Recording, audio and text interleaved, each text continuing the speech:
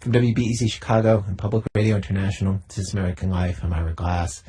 A few years back, here in Chicago, we had some unusual weather, and 18 people were struck by lightning in 1 month. 17 of them survived, and I set out to interview as many of them as would talk to me. The ones with the worst injuries remembered nothing of what happened to them, but the rest all described the moment they were hit in very similar terms. Mike Bergeron and Larry Wilson were on the golf course under an umbrella with two other guys when the lightning struck. All I saw was just a very bright white flash. I think I remember a white light. And when the lightning struck, I felt no pain. And I can remember, or what I think I remember, is just, getting knocked backward. My brain saying, hey, you got to stand up, and nothing else would really respond. And I was trying to call friends over. I remember that, but I couldn't speak. And it was like things kind of went in slow motion. Out of the corner of my eye, I can remember seeing Tony kind of falling backward. I can remember seeing Larry falling, but it wasn't like somebody just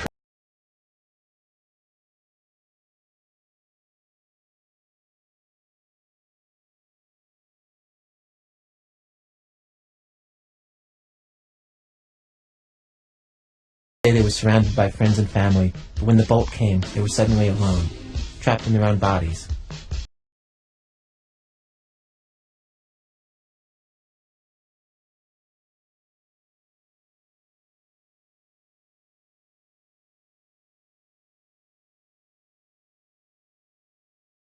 Shut the sound completely out. You couldn't hear nothing, you couldn't move. It was like total silence around the world in that area where I was at. And then I started hearing like humming, like bees or something, or like a bunch of flies or something going zzz, and it felt like something was going to happen, but I didn't know what. And then I looked over and I saw Sylvia screaming, and I saw her mouth open, but I couldn't hear her at first. It was like everything was shut out for like I don't know if it was seconds or minutes, or it could have been a second. And I didn't know where I was at.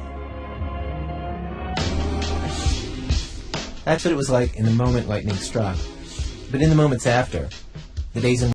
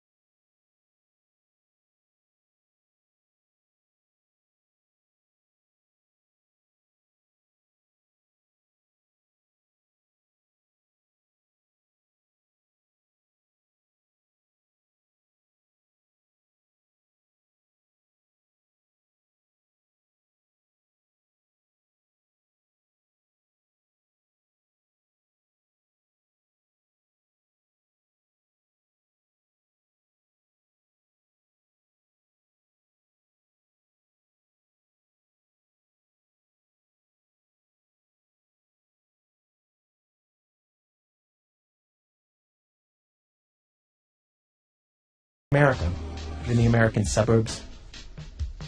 Act 3, shopping for a better tomorrow. The story of a social experiment involving a supermarket and 6,000 poor people. Stay with us. Act 1, I used to bank here, but that was long, long ago.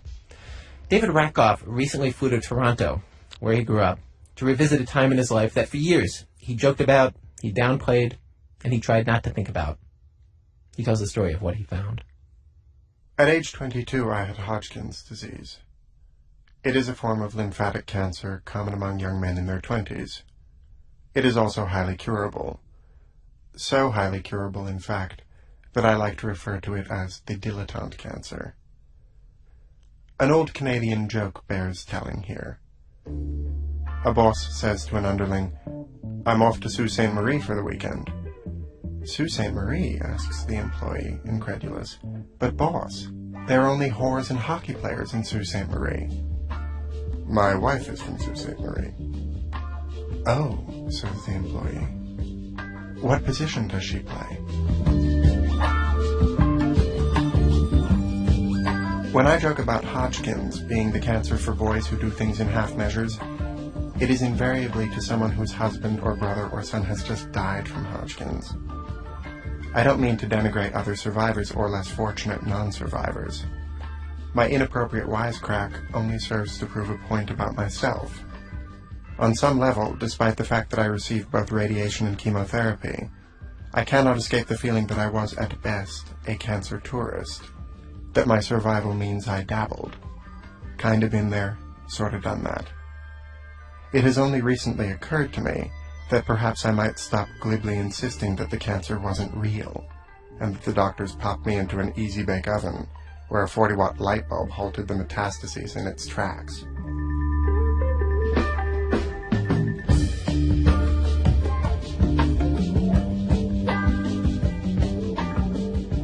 What remains some 13 years after the fact?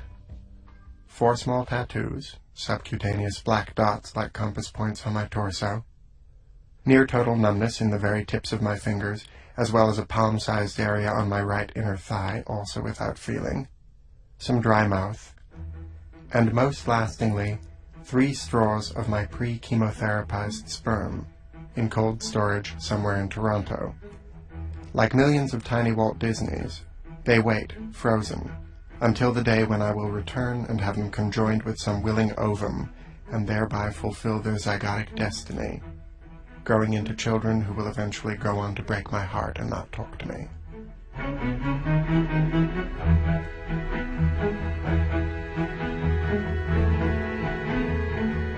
More than a desire for kids who can be fairly boring, truth be told, I just want to know where the sperm is. Easier said than done, as it turns out, because since that time, I have moved, my parents have moved, the sperm bank has moved, and the cancer hospital has moved. The traces have been thoroughly kicked over, which suits me fine. I'm not by nature terribly sentimental. I'm not a photo taker. I have no scrapbooks. I've attempted to never look back, until now. Along with my scar, my tattoos, and my numbness, these straws of sperm are the only things I have left from that time in my life, a period of 18 months that I have generally tried to not think about. 13 years later, at the age of 35, it's starting to seem like bad juju to continue to ignore it.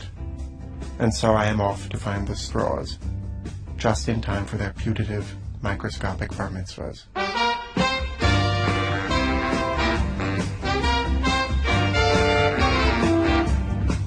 I was treated at PMH, the Princess Margaret Hospital, the main cancer facility in Toronto.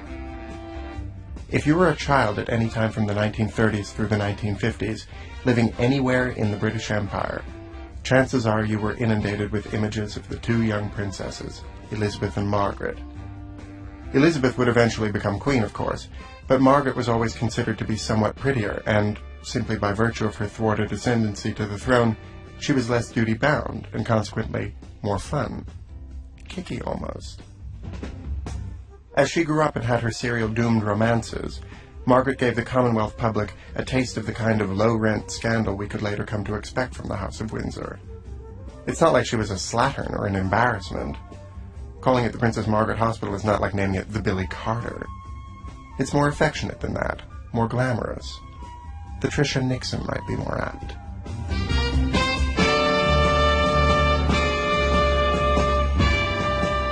Hanging on the wall on the way to the radiation room in the old hospital was a photograph of Princess Margaret's hand, taken on the occasion of the inauguration of the building.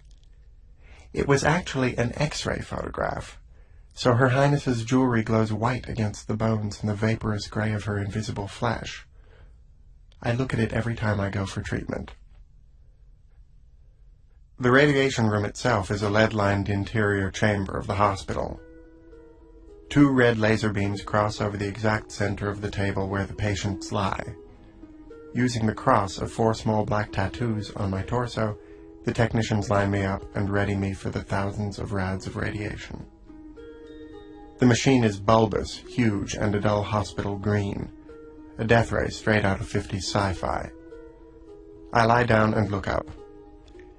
Above my head, directly at eye level, someone has drawn a hastily rendered happy face in magic marker.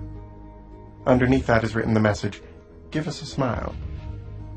Like Rita Hayworth's picture that graced the side of the atom bomb they dropped on Bikini Atoll, there's something so pathetic, so vastly outmatched about this little happy face. It is like putting a garnish on annihilation. Still, I never fail to smile.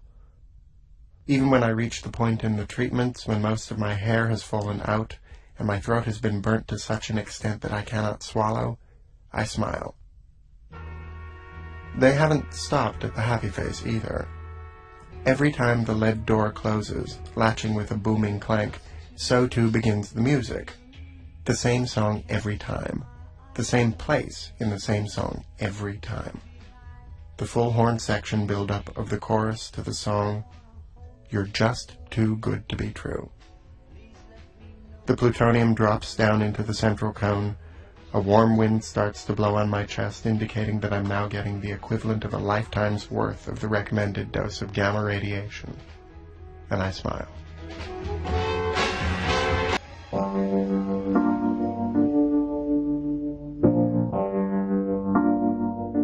The harvesting of sperm before chemotherapy is a fairly standard practice.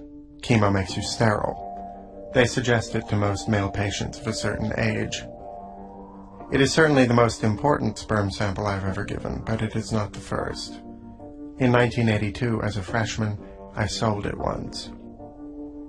Every bulletin board in my dormitory on 114th Street and Amsterdam Avenue had the following flyer: "College men, make money now." It was an advertisement for a midtown sperm bank. We would be paid close to $50 to do, under somewhat more controlled circumstances, the very thing that was occupying a great deal of our waking lives anyway. The lab was very interested in our seed, the sperm of the Ivy League. There's something so obscenely vital, so borderline eugenic about that image, imbued with a potency and a Riefenstahlian vision of the future. It was a stereotype much greater than the actual sum of its parts, I can assure you, given some of the knock-kneed Hebrews I went to school with, myself included.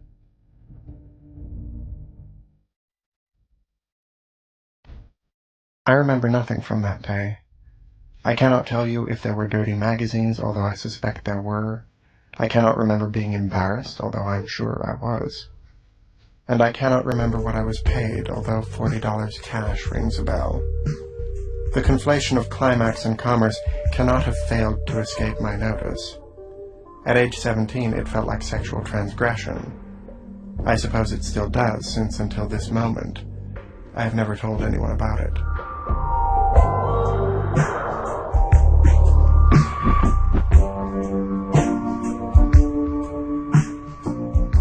It is now a grey Toronto day in January of the new century. The new Princess Margaret facility is beautiful, occupying an old Art Deco insurance building. It is imposing and grey and elegant, and graced in the center with a soaring 6-story atrium. It is nothing like the old hospital where I was treated. I feel a little jealous as I walk in. There is even a multi-faith chapel, which I don't recall from the old place. Outside of it, on a whiteboard, someone on staff has written, "Just a thought," and then a quote. "Joy is not in things. It is in us." It is attributed to one Robert Wagner, whose dates are 1813 to 1883. Presumably this is a different Robert Wagner than the wattle-concealing turtleneck-wearing star of the Towering Inferno and Heart to Heart. So different a Robert Wagner, in fact, that when I try to look him up in my Bartlett's quotations, he is not listed. Who is listed there with exactly the same dates, however, is Richard Wagner, he of the proto-Nazi operas of heroic Übermenschen. Funnily enough, Bartlett's doesn't list this lovely caveat against materialism among the composer's notable quotes. But it's a lot more suitable for an oncology chapel after all, then. To be German means to carry on a matter for its own sake, don't you think?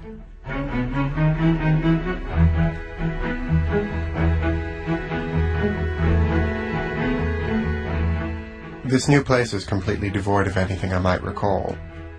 Not a single doctor who treated me still works here. The fondly remembered X-ray photograph of Princess Margaret's hand is also nowhere to be seen. I asked the volunteer at the desk if they brought it here from the old facility. It was on the way to radiation, I say.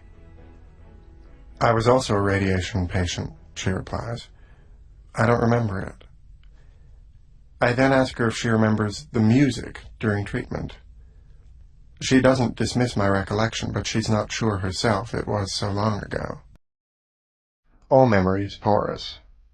Details can change or go missing entirely, particularly in moments of physical peril. A kind of amnesia goes hand in hand with sickness, and a good thing, too. But of these two details, that X-ray photograph, that music, I am sure. I think.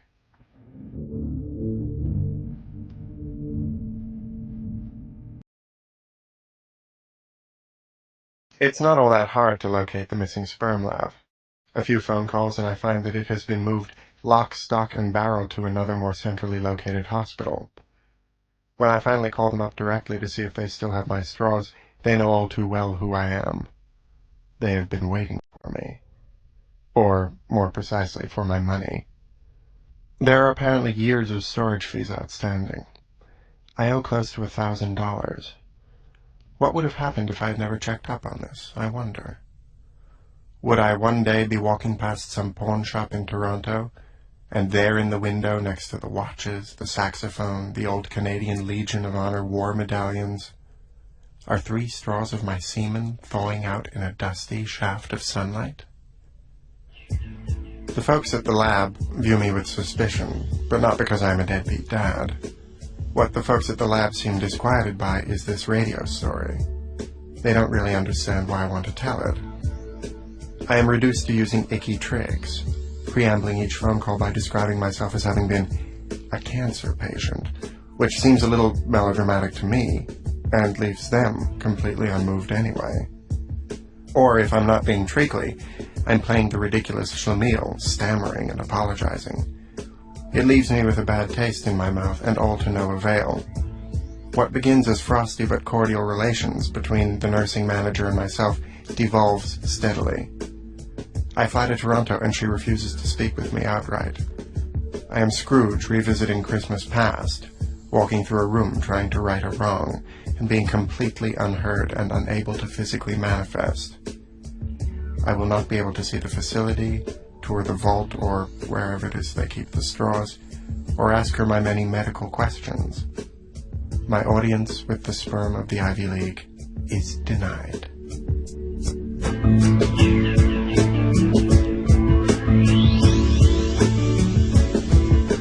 I recall the last time I saw these fugitive children of mine. It was in the summer of 1987. By that time my illness was fairly advanced. I was some 35 pounds underweight, an old man at the age of 23. Virtually the last thing on my mind was onanism. I had been told if I could get the sample downtown to the lab within 45 minutes, I could do the harvest at home. To this end, the lab technician at the sperm bank had given me some sterile containers. In the abstract, this sounded far more comfortable, producing my sample in the privacy of my childhood bedroom. But privacy isn't really the name of the game when your mother has to drive you to the hospital. I've never been licensed by a sitting government to drive a car, and I'm far too weak to take public transport. By happy coincidence, my mother's office is 2 blocks away from the hospital. After breakfast, she says to me euphemistically, "I'm going to start the car. Why don't you go upstairs and get ready?" Emphasis and winking italics my own. If this freaks her out, she doesn't let on, She's a physician herself, so it might just seem par for the course to tell your youngest child to go upstairs and salute the Archbishop, and then join you in the car.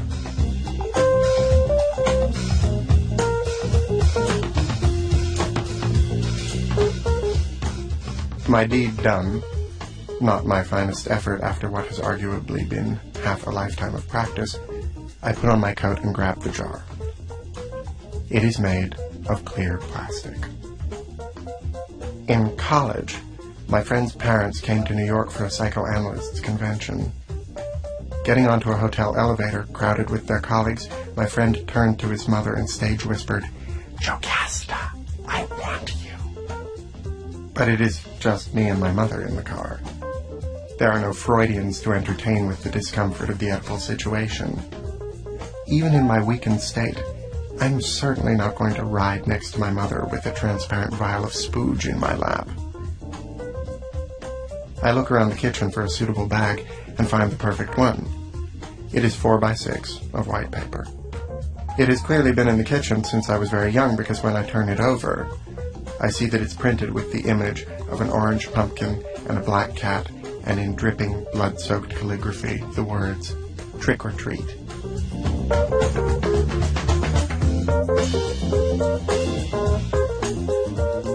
Among my destinations on this trip up to Toronto is the site of the old hospital. I'm told it's being used now as a homeless shelter. It was in one of Toronto's few rubby-dub neighborhoods. There were a lot of hookers and also a Christian ministry back when I was a patient. The area has clearly been cleaned up, because I don't see any hookers or visibly Christian folks either. And the purported homeless people going into the old Princess Margaret all look like backpacking Northern Europeans. I stand in the circular driveway, the place where the smoking patients used to congregate with their IV stands and enjoy their last cigarettes. I think of that song, "This Used to Be My Playground."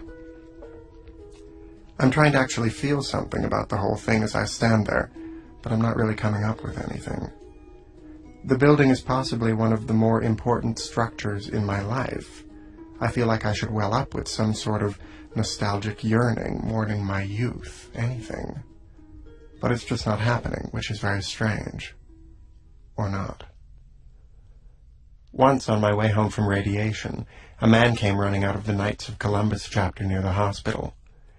Another man came running after him, and like a cartoon panel come to life, the man giving chase actually yelled, "Stop, thief!" I remember thinking to myself, well, that's very cliché. I was close to the robber. I could have stuck my foot out and tripped him, perhaps, but I didn't. He made it across the street, dodging traffic, and was out of sight in a moment. The man from the Knights of Columbus stood frustrated on the sidewalk as the cars rushed by. He turned and gave me a dirty look for my inaction. I wanted to say something. I wanted to explain how weak and tired and sick I was at that point.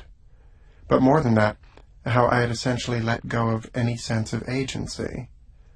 I could lie on a table, they could shoot me full of gamma rays, I would eat what was put in front of me, the hair could fall from my head, my throat could be burned. But I was not involved. I was a stranger here. That he could even see me standing there seemed vaguely surprising.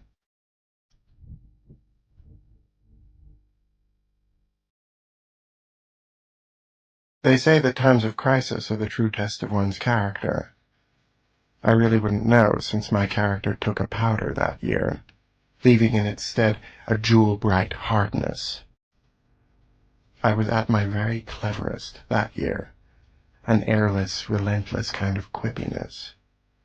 Every time a complex human emotion threatened to break the surface of my consciousness, out would come a joke. Come on, give us a smile. I was Thanatos' rodeo clown. I still am. And Eros's as well, as it turns out. Years later, in a tender embrace in bed with my first real boyfriend, he said my name. Oh, David. I stopped, sat up, and responded in my best Ed Wynn. Yes? This kind of behavior essentially killed things between us. In the moment, if you gloss them over with jokes or zoom past them, you end up with curiously dispassionate memories, procedural and depopulated.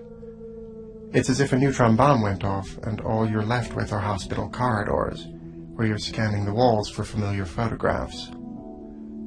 Sometimes, in the absence of emotion, your only recourse is to surround yourself with objects, assemble the relics about you, as I am doing in flying to Toronto to commune with my little Eskimo pie children. For the moment, this physical evidence will have to serve as proof that the illness was real, because even now, I only half believe what I'm telling you. David Rakoff in New York.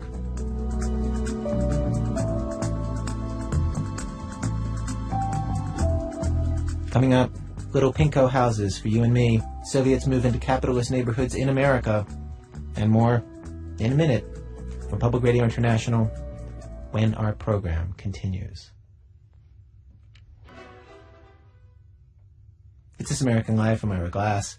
Each week on our program, of course, we choose a theme and bring you a variety of different kinds of stories on that theme. Today's program, What Remains? Stories in which people return to a scene of big, dramatic change years after the fact. We've arrived at Act 2 of our program. Act 2, Exiles on Main Street. What remains of the Cold War, now, years later? Keith Gesson's family were Soviet Jews who emigrated from Moscow in 1981 when Keith was 6. They eventually moved to the well-off suburb of Newton, Massachusetts, where Keith learned to revere certain heroes of the Cold War, heroes who included people just down the street. Our house in Newton looked like all the other houses, which in turn looked like ours. But in fact, our home was an enclave of Moscow culture. Our best-loved writers were those who had stood up to Stalin and died for it. The only framed photo in the entire house was of me at 12 with a kindly old man who everyone assumed was my grandfather, but who was in fact Andrei Sakharov, the inventor of the Soviet hydrogen bomb, who later became a dissident and winner of the Nobel Peace Prize. And then there was the soundtrack to my childhood. I put in my hours of rap music and the Doors. But when my parents controlled the tape deck, we listened to Alexander Galich, a Soviet dissident who sang with great pathos of labor camps, executioners, and exile. Не рвемся ни в бой, ни в поиск. Все праведно, все душевно. These words were playing in cars and homes all across the suburbs of the Northeast states, where the Soviet dissidents landed in the 70s. Even now, after the Soviet Union has collapsed and they could go home, many of the most prominent former dissidents live in places like Revere, Massachusetts, Aberdeen, New Jersey, and Ithaca, New York. It never made sense to me.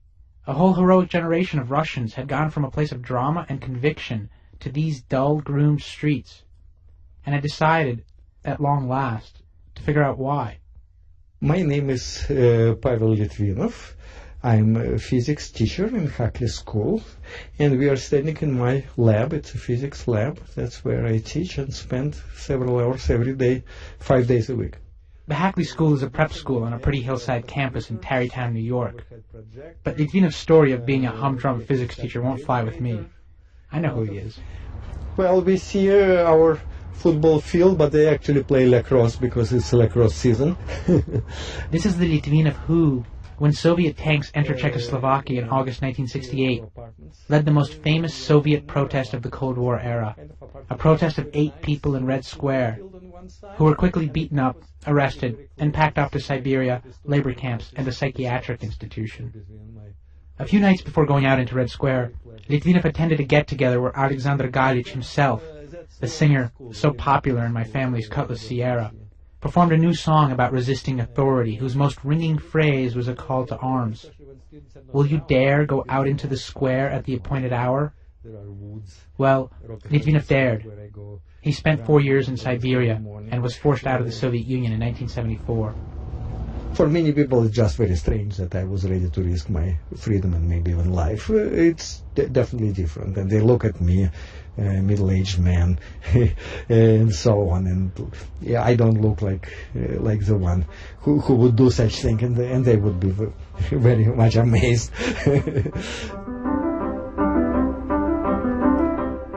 It's not as if Litvinov stopped his political activity when he arrived in the States. Until the Soviet Union collapsed, he gave speeches, published a chronicle of Soviet human rights abuses, and served on the board of Amnesty International. But in America, politics were merely politics, not a way of being. Galich himself came to United States after immigration years ago after that. And we had a concert for him, a small concert, but maybe about 40 people in some place across the river in Nyack.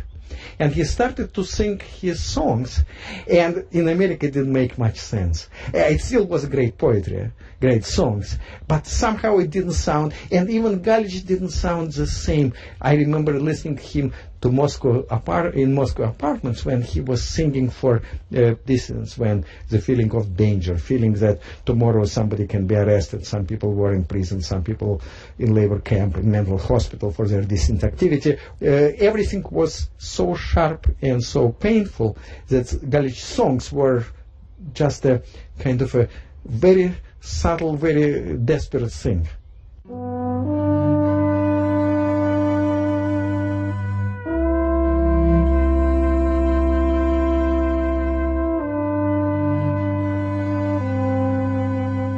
He tells me that he doesn't regret coming here, that the achievements he's proud of these days are his successes with his students.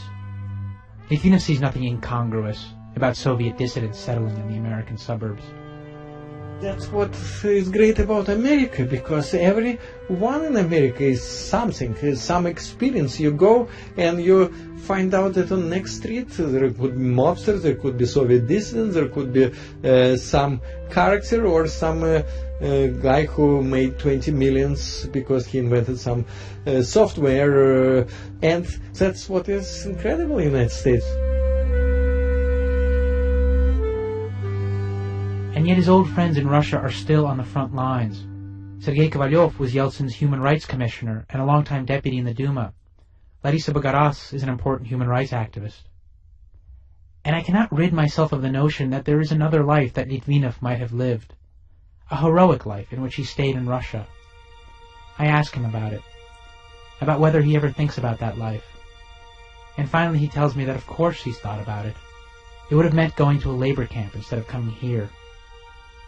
And if he had come out alive, he tells me, well then yes, he likely would have become a politician or activist after the regime collapsed. He's very polite as he says this.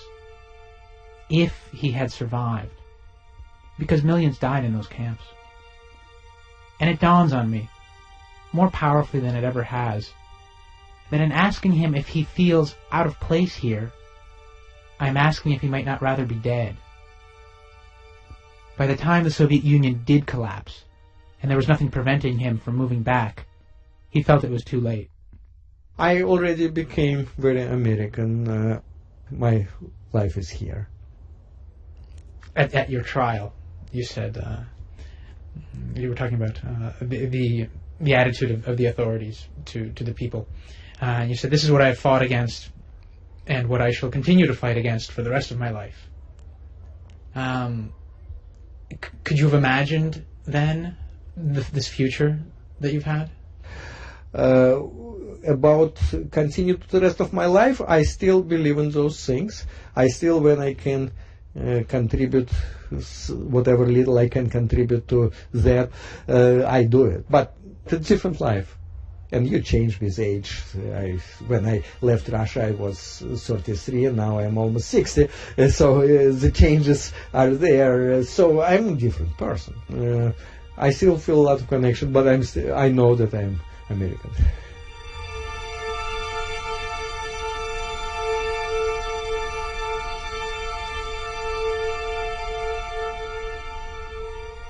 In 1993, Yeltsin decided to bomb the first Russian parliament.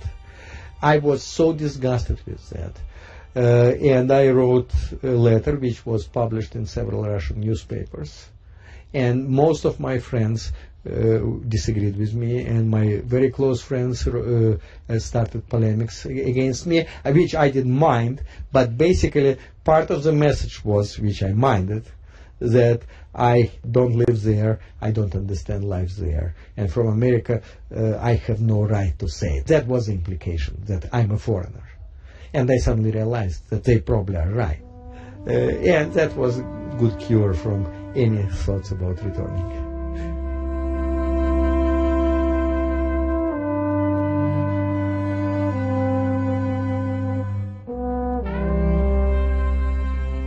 We're standing in front of 54 Maplewood Avenue in Newton, Massachusetts. If anyone should have a reasonable perspective on dissidents in the suburbs, it would be my old friend Matvey, who is dissident royalty.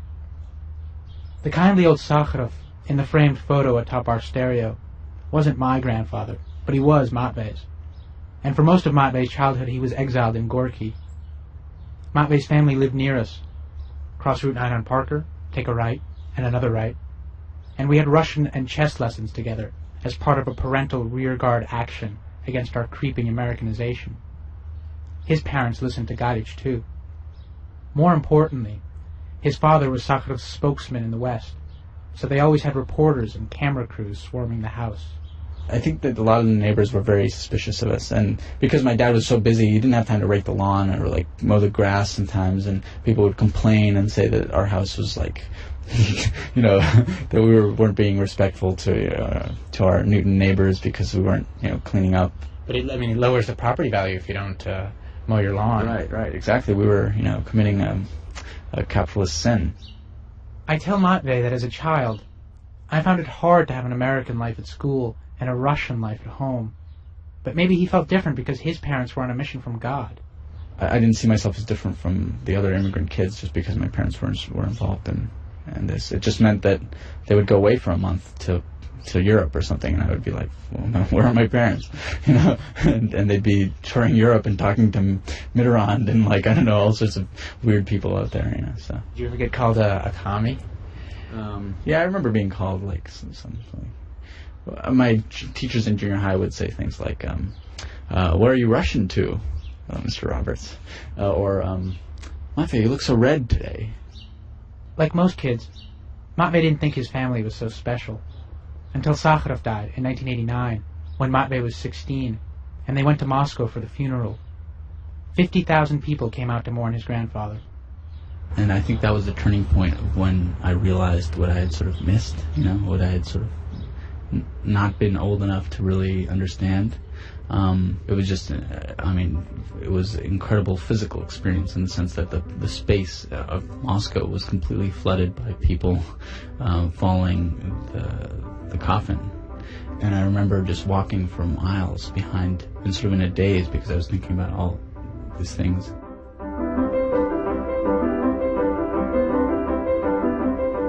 But it was not so much of a turning point that Matvey decided to devote his life to politics. I think Matvey learned something different from his parents' dissident lives than they probably ever intended. He has a dissident's relationship to the world, but without the politics. He simply doesn't fit into society, and he doesn't seem distressed about it at all. He lives in a part of Brooklyn that's only barely connected to public transport. He does not have a job. He does various projects of his own invention. His latest is a bi-weekly zine on theater theory. Meanwhile, his family wants him to settle down to more traditional work and move closer to the trains. His grandmother, Elena Bonner, who has been one of the Russian government's most acerbic critics, is also very critical of Matvey, especially since he dropped out of a doctoral program at Yale. She has often told me that she's going to die if I don't get a PhD. What Matvey's family wants for him is the kind of life they had to forfeit. Political work took an enormous toll on his parents.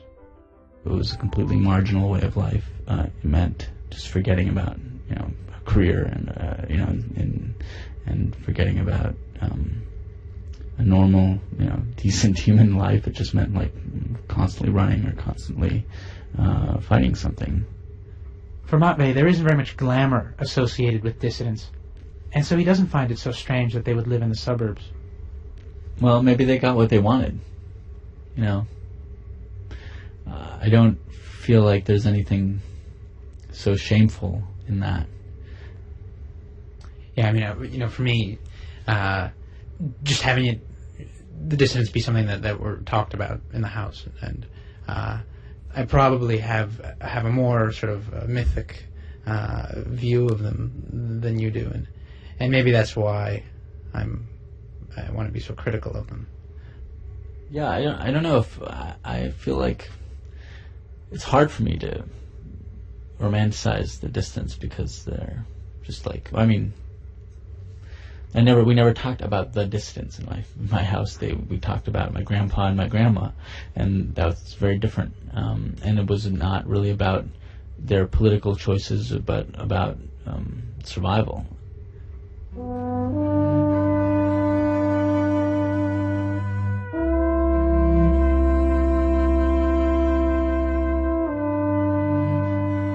My name is Alexander Gesson, and I am your father.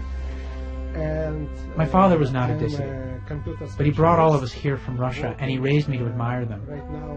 He now lives in a big house near the ocean on Cape Cod, and he thinks it's ridiculous that I'm asking why the dissidents haven't returned. They built their lives here, and you want them to just extricate themselves and go back to nothing. It's very difficult. You know, if I feel this way, it's largely because you have instilled these ideas into me. You feel what? Tell me what you feel. What are you talking about right now? Well, I mean, you know, largely my idea of the moral life comes from listening to Gaidich, from listening to stories about political heroism and moral heroism. But meanwhile, we were in the suburbs. Does that make sense to you as a contradiction? A contradiction between our lifestyle and our admirations? No, I don't think that everybody has to be a hero. Of course, yeah. If you are saying that you would prefer to have a father a hero, a dissident instead of just a suburban father, that's I couldn't understand that. Well, I wasn't, but the dissidents are also in the suburbs. So it would be the same situation, really. You mean these people are not heroic enough that they stopped being heroes? This is what you are complaining about, yeah? Probably they did their part and they feel that they did enough. This is why they are staying here. They did their part. They cannot do much now, and they don't have to do anything now. Of course my father's right. But somehow there's a part of me that feels that dissidents shouldn't be here. I think it's because, as a kid in the suburbs, I thought that history is what happened to other people. To people in Moscow and Paris and New York and Woodstock. They were out there, doing these important things, and we were here, comfortable on Woodcliff Road, not doing much of anything at all. The suburbs are about sitting out history, and about private lives. And the dissidents certainly have a right to all that.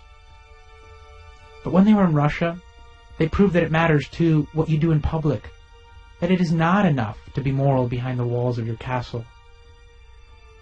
They still believe that, of course, as I believe it, fiercely, from my comfortable American home. It's left of an old neighborhood when a new one starts to form on top of it. Lots of money floods in, but the old residents stick around. This American Life producer, Julie Snyder, has this story. It says something that one of the most profound social experiments in Chicago is happening inside a supermarket. And while the executives of Dominic's Finer Foods wouldn't call it an experiment, there's really no other way to see it. For years, leaders from Jesse Jackson to Ronald Reagan have argued that if businesses would just locate in poor areas, entire communities could change. This is a story of a corporation that tried to follow that model. See, this used to be like a predominantly black neighborhood, and up until maybe 2 years ago, it just like changed overnight.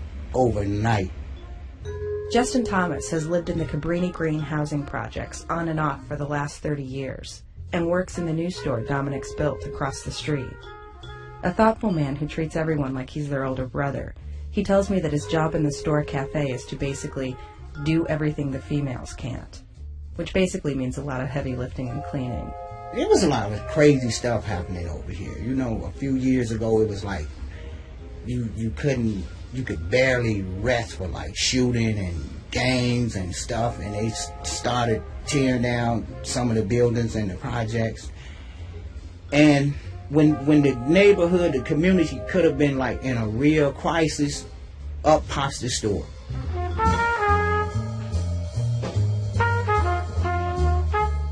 2 years ago, the Chicago city government began a massive revitalization of the Cabrini Green area.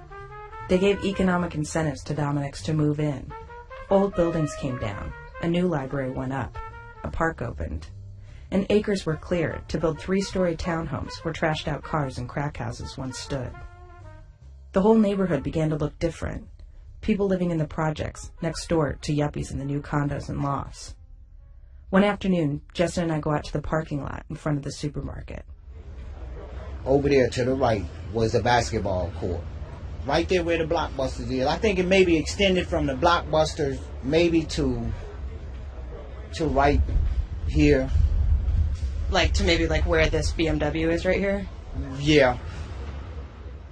It was like a haven really for like people that get high, you know. Of the 6,000 people who live in the projects, 93% are unemployed. And when Dominick's cut their deal with the city, they agreed to hire 2/3 of their workforce from the neighborhood. It's one thing to set out to do something like this and, you know, you get all of the warm and fuzzies and everything looks good. And then you get to the store, you know, up and running, and then it falls apart. Dwayne Howard is the head of human resources at Dominick's. An African-American man in his 40s, he first started coming to Cabrini Green a decade ago. For years, he was here every week as part of the Cabrini Green tutoring program and thought he knew a little bit about the neighborhood. But even he was surprised at how unprepared some people were for regular work. 35-year-old men were applying who'd never held any jobs, ever. You know, there's no other way to put it other than you need to be sensitive to what has been a way of life for some of the employees that are working in the store, you know, having been a product of their upbringing in the Cabrini Green housing project. The city paid for a 2-week course where applicants were taught not to wear jeans to their interviews, to bring their own pens to fill out applications, to not argue with customers, to come to work on time. In short, Dominick's ran into exactly the same problems that any government agency or charity slams up against when it tries to move people off welfare and into jobs. The Cabrini store manager told me that even now, some employees won't come in for days, and when they do finally show up, they're shocked to find out they've been fired. A few months back, 2 stepsisters, one working the register and the other bagging groceries, had an argument brewing their entire shift, ending with punches being thrown, right there at the checkout line. Most of the early hires didn't work out. One manager who'd been at 14 stores over 25 years said he'd never seen a turnover rate so high. Store execs won't say how many of the original staff of 250 are still with Dominick's, but they admit it may be as low as a 1/4. And every employee they let go, they have to find and hire another from the neighborhood.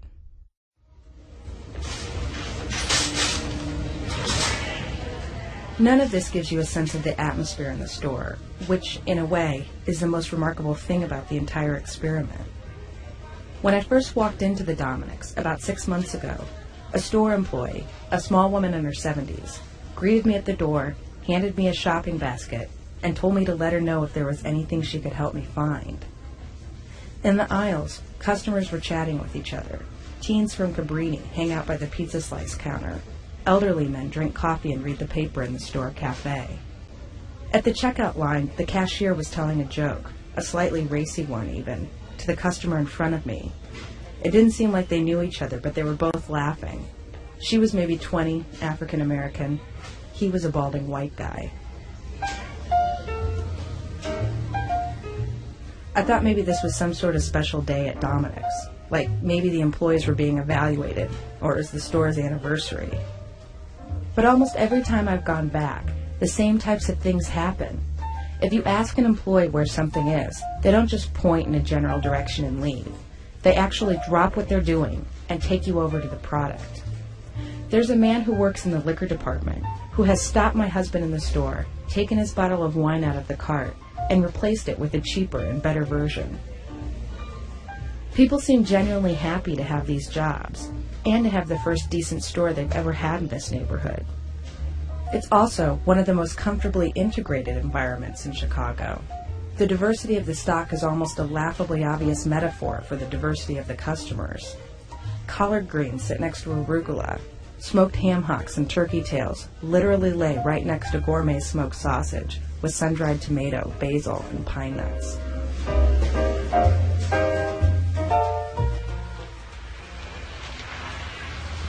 I like the store.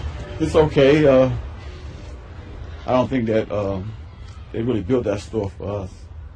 But Who do you think they built it for? oh, for the people moving in, the people, the middle class people with more money than we have. Dan Underwood has lived in the area all of his life, before the housing projects were even built. He headed the grammar school's champion drill team and runs a community gardening project called Cabrini Greens, where kids grow vegetables and sell them at a profit. When I ask him what remains of the old neighborhood, now that it has a new shopping center, he tells me pretty much everything. Gangs, drugs, and poor people. Standing in between three of the high-rises, it's clear the benefits of redevelopment don't extend much further than the plot of land Dominic sits on. See the police car sitting out front right here? He points at a squad car and one woman yelling down from the 5th floor to a woman in the parking lot, who ignores her and strides away. Oh, they're arguing about drugs. They're arguing about drugs. Look, the guys will be standing right down there selling drugs now. When the police come, they're all going out of there. So how often do the police come by? Oh, God. A lot. They're here all the time. Never leave. They never leave. Dan says what everyone at Cabrini says, that it's just a matter of time before the city tears down the high-rises and sends them all packing. People said this to me months ago, and it wasn't clear if it was paranoia. And then recently, they were proven right in every detail. The Housing Authority has announced a plan to demolish the Cabrini high-rises and build a mixed-income community in its place. It's still not entirely clear how it will shake out, but the most likely scenario is this. Some people will be allowed to stay in the neighborhood in new and improved public housing, and the rest, probably most people, will be moved to poor neighborhoods God knows where, or abandoned. Things changed so much when I was, I don't know, a little boy, 8, 9 years old. Those projects were not there. The row houses, you know where they are? On the other side of Oak Street, that was Italian. The Italians lived there. And, you know, black kids couldn't walk over there. You got in a fight. The Italian gangs were there, and you walked over there, you know, you got in a fight. Only time that you were allowed to come over there was on Barbalucci Day, which was they had the carnivals and stuff. You can go there, they let you come during Barbalucci Day, and you can come to the ride on the Ferris wheel and all that kind of stuff. And the cardinal will come, and he had his float, and you know, and you know, it was peaceful then that day. After that, the next day you couldn't go over there. You couldn't go over there. So in a way, right now, this time period is sort of like Babalucci Day. Yeah. I mean, you can come in. You can come in and yeah, you can come in and you can go to Dominic's, you know. And but this is not for you. You have to go.